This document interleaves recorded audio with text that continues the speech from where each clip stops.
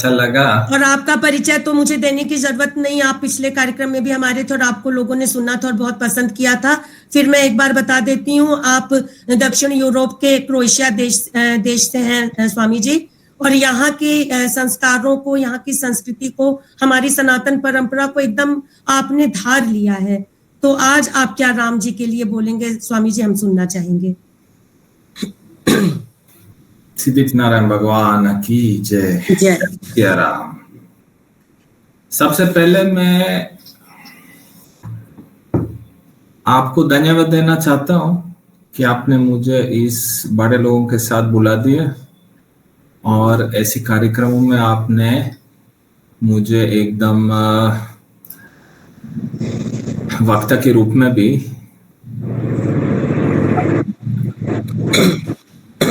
अब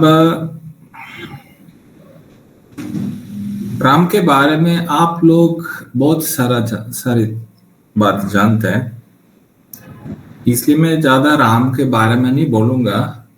मैं जो यूरोप का परसेप्शन है, जो यूरोप में जो लोग देखते हैं कि जो राम मंदिर के, जो अभी राम मंदिर का इनॉग्रेशन जो हो रहा है अभी, तो पूरे यूरोप में मतलब जनरली वर्ल्ड में लोग जानते नहीं और कंफ्यूज हो रहे हैं कि लड़ाई किस चीज का है।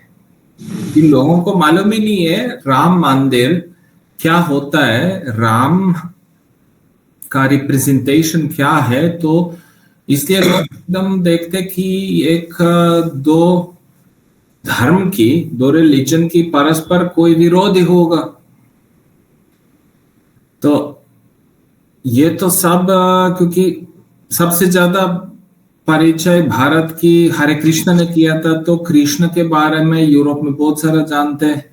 अब योग के बारे में जब से नरेंद्र मोदी जी ने योग दिवस स्थापित किया, तब से योग के बारे में भी जानते हैं, लेकिन राम के बारे में बहुत कम जानते हैं। और जो मैंने बार बार कह रहा हूं कि जब तक भारत में एकता नहीं होगी, तब तक यूरोप क्या करेगी, अमेरिका क्या करेगी।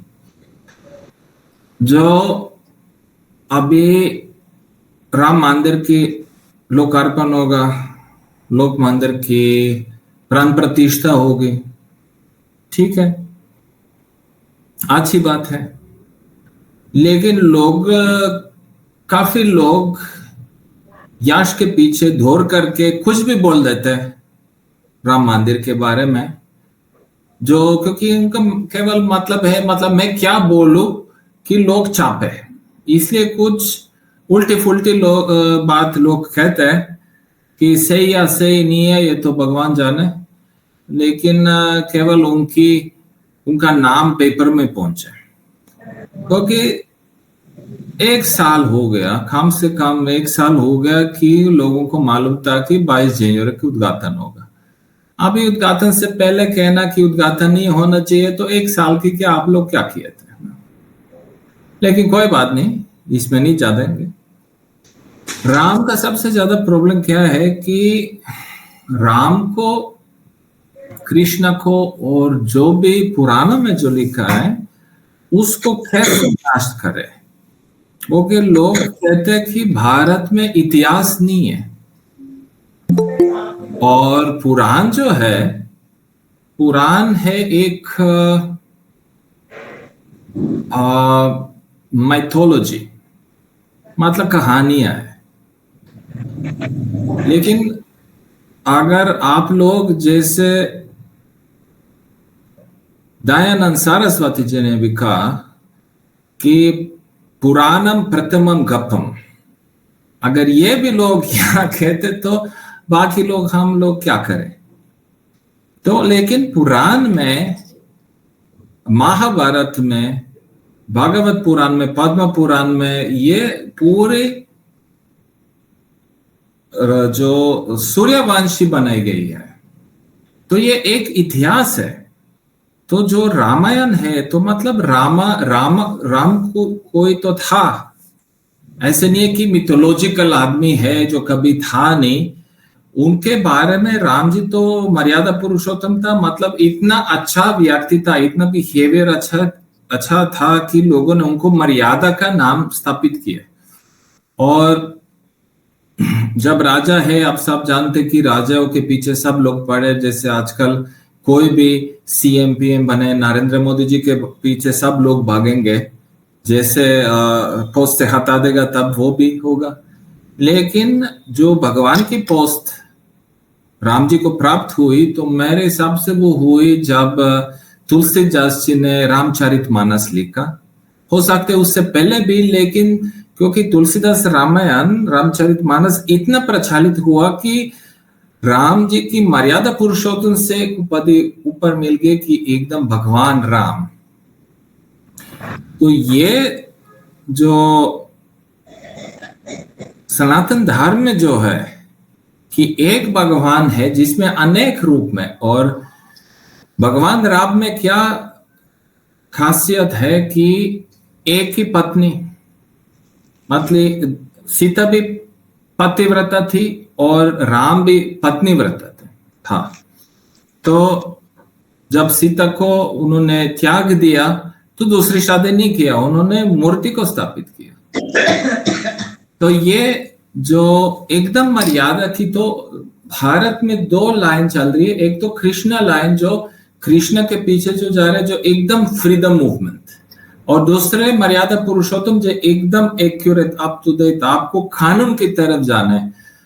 राम जी को बहुत सारी चीज आरोप की जाती है क्योंकि ये कानून के विरोध में थे नहीं, और कोई भी जैसे किधर भी जाके गया, उन्होंने कम से कम गुरुजनों को पूछा, अगर गुरुजन नहीं मिले तो उनके साथी जो है उनसे पूछा।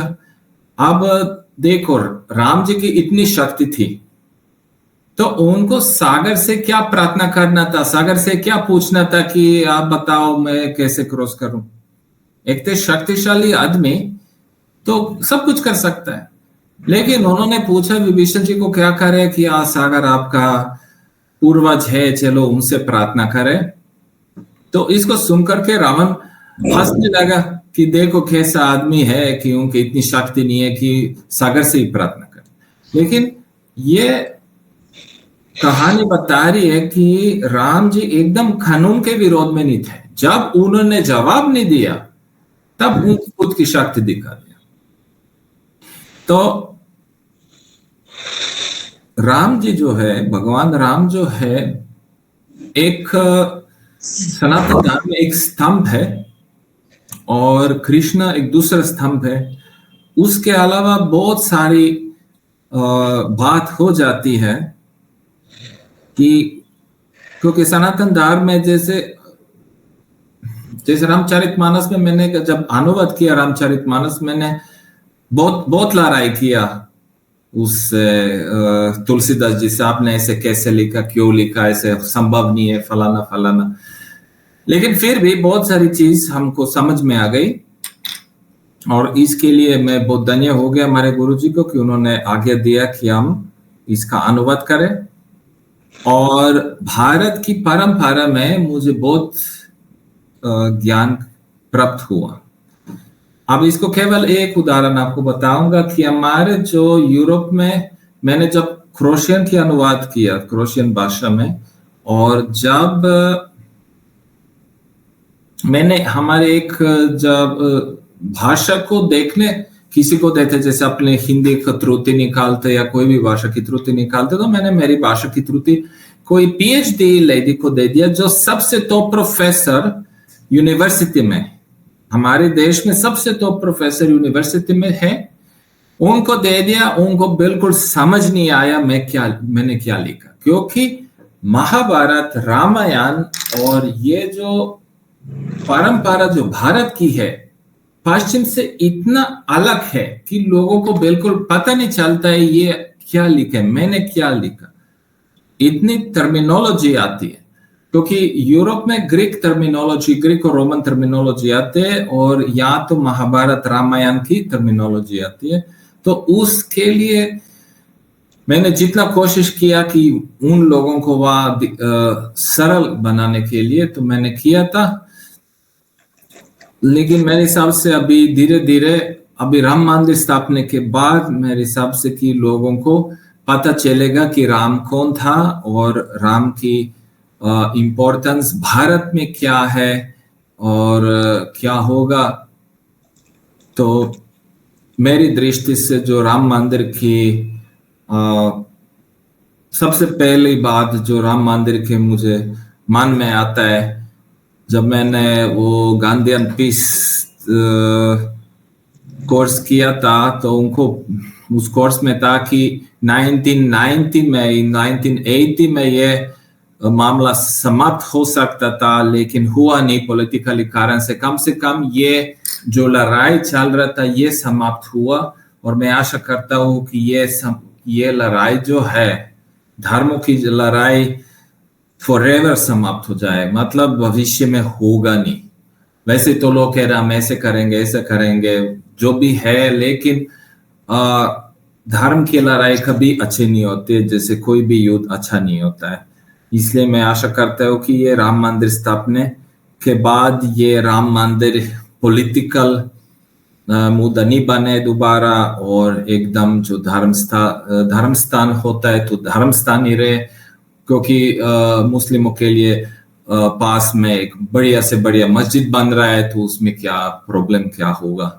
तो इसलिए ये जो राम मंदिर जो पॉलिटिकल मुद्दा था, तो उसको कम से कम ये समाप्त होना चाहिए। ये शब्दों के साथ आपको बहुत बहुत धन्यवाद। जय श्री राम।